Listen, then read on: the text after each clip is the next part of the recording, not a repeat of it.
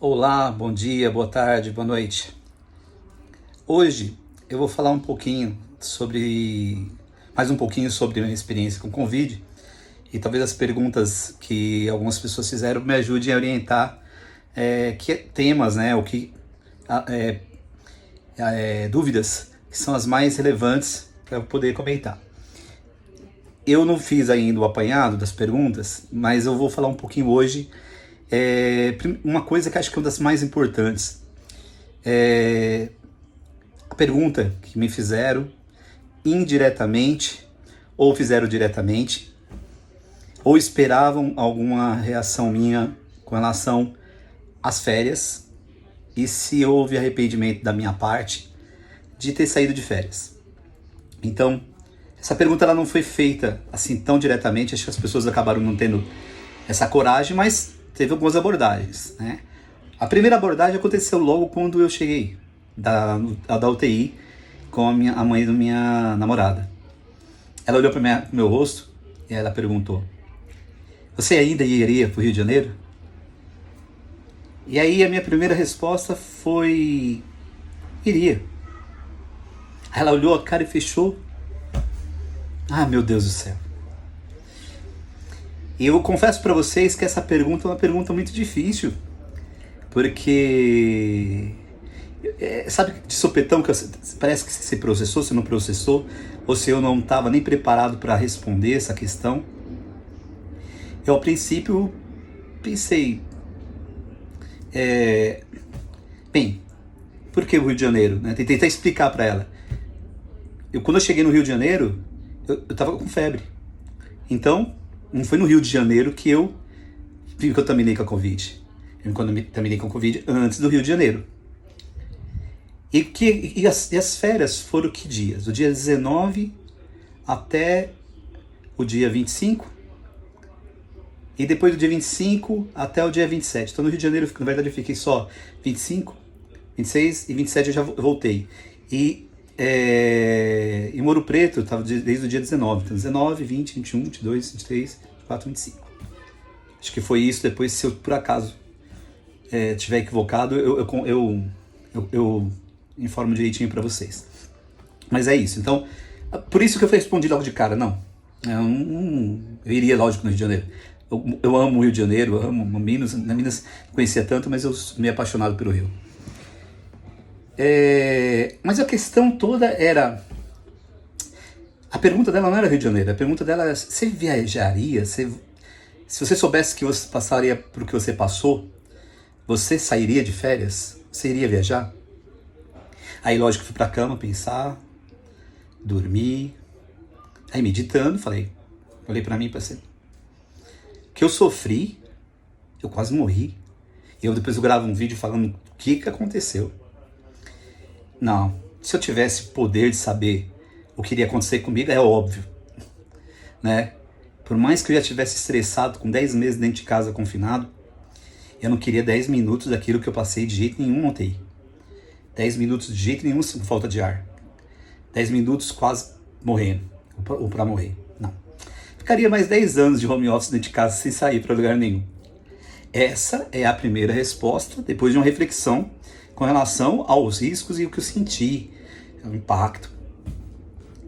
Depois, eu conversei com meu cunhado. E o meu cunhado, que trabalha na área do comércio e sabe os impactos que teve com relação a todo o problema que nós tivemos aí com distanciamento, isolamento social, e quanto isso prejudicou, e sabe também no mundo como que as coisas andam, ele olhou para mim e falou assim: você não deveria pensar assim.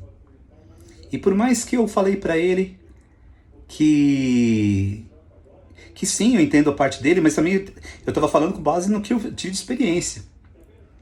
Mas, olhando o primeiro passo, a atitude que nós tivemos de fazer essa viagem, não foi uma atitude sem pensar ou sem consciência dos riscos. Os riscos existiam e todos os cuidados nós estávamos tomando e tomamos todos os cuidados. A máscara não era um instrumento que estava sendo uso em momento algum. Ela tinha a exceção de ser tirada no momento exatamente qual? No momento do restaurante. E houve talvez um ou outro local de coragem ou de inconsequência que acabamos tirando para tirar uma foto ou outra, naquele segundo que tira a foto e coloca de volta. Mas 99,9% do tempo com a máscara. Distância de um e de outro. Ou seja, a consciência de que nós estamos fazendo uma viagem, mas sabendo do risco, mas de alguma forma com cautela, com todo o cuidado. E sobretudo com qual pensamento?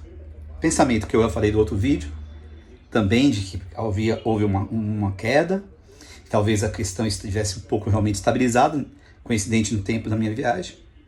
Mas o segundo ponto, que também era o que há de ser, e aí essa reflexão fica para mim, para você e para todos nós. O que há de ser do comércio, o que há de ser do turismo, o que há de ser de nossa sociedade a longo prazo, médio e longo prazo, se todas as atividades comerciais elas estejam totalmente paradas por causa do coronavírus. Essa é uma reflexão, porque a dor da enfermidade ela pode chegar a qualquer momento, de qualquer forma.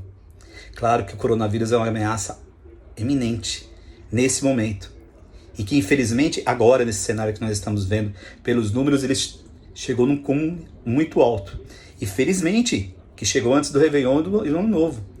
Mesmo assim, se compara a viagem que eu fiz e todos os locais que nós passamos, principalmente no Rio de Janeiro, porque o Rio de Janeiro segue protocolos importantíssimos de segurança, especialmente falando do bondinho.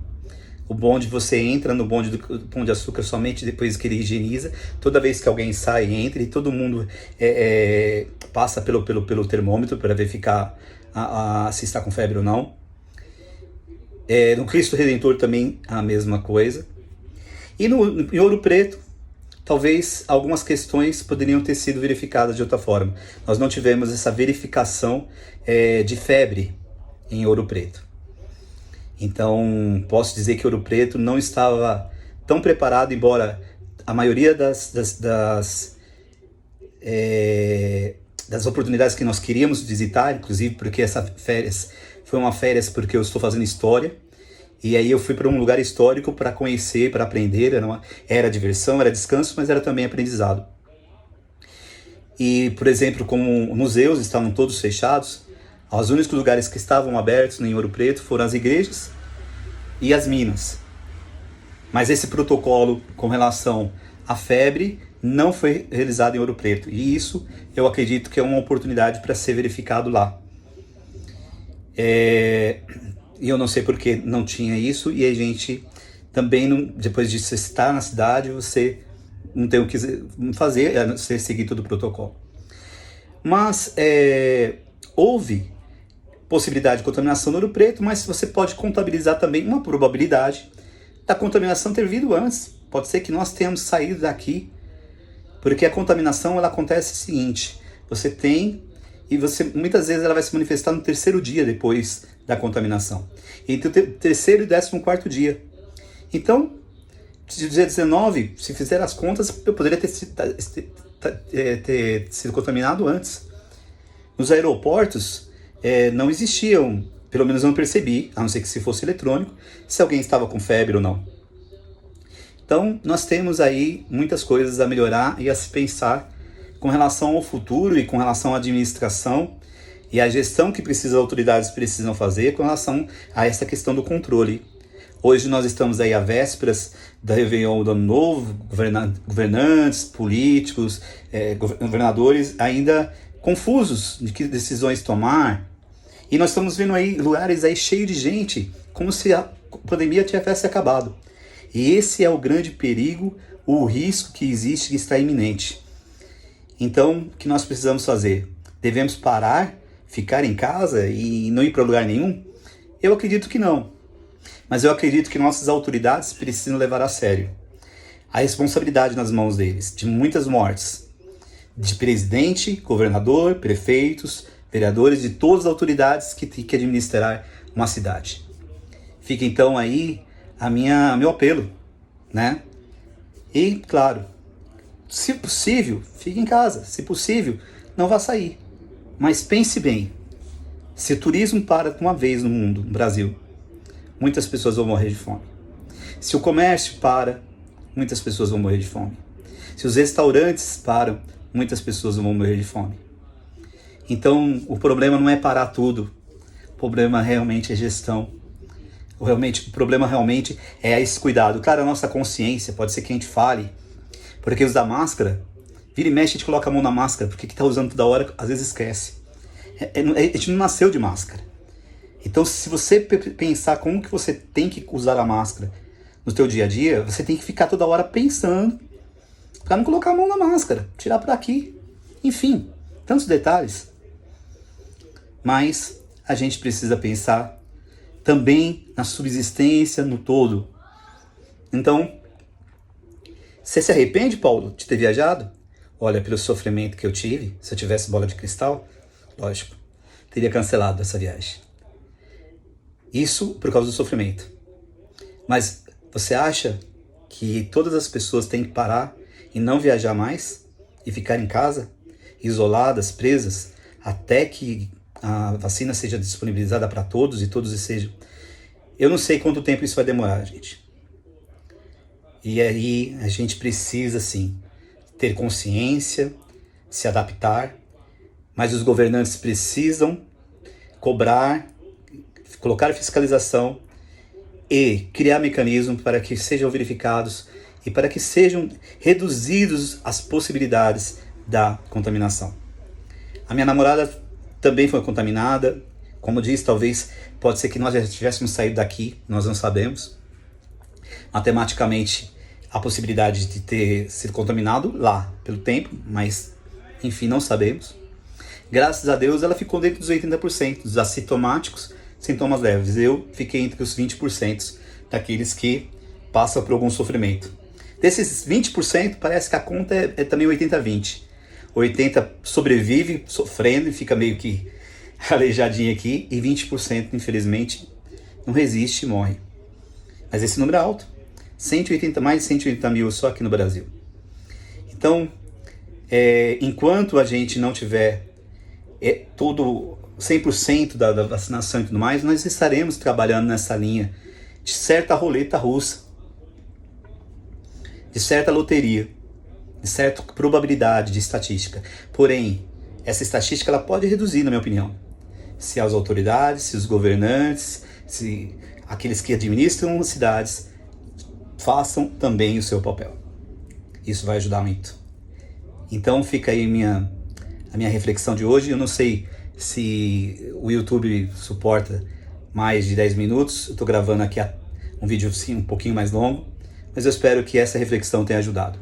Há muitas perguntas, outras perguntas que as pessoas fizeram, e eu vou responder em outros vídeos, porque tem até questões religiosas aí no meio, e eu gosto muito de falar sobre religião. Então, se você gosta, quer ouvir sobre meu pensamento, sobre essa experiência, fica atento no próximo vídeo. Desculpa esse ter sido muito longo, mas eu espero que esteja agregando alguma coisa para a sua reflexão aí. Tá certo? Espero que você esteja seguro, que Deus te abençoe e te guarde, proteja a tua vida, a tua casa, a tua família, que você esteja em segurança, use máscara, mantenha o distanciamento social o máximo possível, mas viva a vida. É preciso parcimônia, é preciso equilíbrio, é preciso sabedoria. Tudo de bom para você.